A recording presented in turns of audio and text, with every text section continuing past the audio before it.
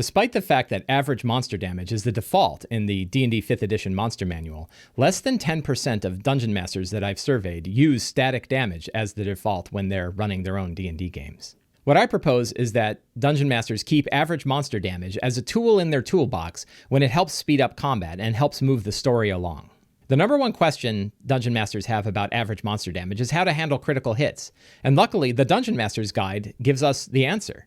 On page 249, it describes exactly what you're supposed to do when you're using average monster damage and they roll a critical hit. When the monster scores a critical hit, roll all the damage dice associated with the hit and add them to the average damage. Pretty straightforward.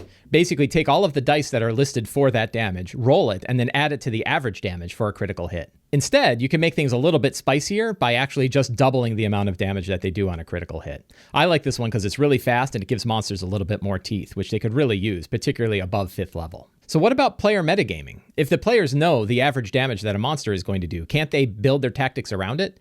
Well, they can, and it actually could be an interesting decision for them to make on their part. If they know how much damage a monster is going to do on a hit, and they can build around that for their tactics, I think that's a valid strategy.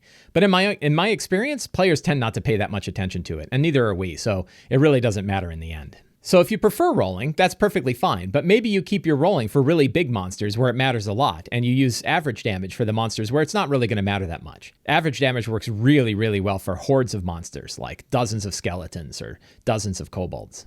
So some DMs think, well, I'm rolling my attacks and damage together, so it's basically just as fast. And that's kind of true. It definitely speeds it up a little bit, but you're still doing all that math. Now, maybe the math isn't hard if it's 1 die or 2 die, but if you're rolling 4 dice together, it's definitely faster to just look at the average monster damage and use that instead. Now, if you're using an online dice roller like the Combat Tracker in D&D Beyond or Roll20, you probably don't need to use average damage then because it really is just as fast for the computer to add everything together and tell you how much damage it did. So in that case, it definitely makes sense to use an online roller instead of using the average damage. But if you're rolling dice at your table, it's almost certainly faster to use average damage than it is to roll damage dice. So even if it's not your bag, I do recommend keeping this trick in your toolbox. There are definitely circumstances where switching to average damage isn't going to change your game and is definitely going to speed things up. Now, if you're like me, you actually use average damage as the default and only switch over to rolling dice when it's really going to matter for the game. I hope you enjoyed this video. If you did, you can help me out in 4 different ways. First, you can subscribe to the Sly Flourish newsletter. Second, you can subscribe to me on YouTube. Third, you can help support me directly on Patreon by going to patreon.com/slyflourish and signing up. And fourth, you can pick up my books Return of the Lazy Dungeon Master and the Lazy DM's Toolkit.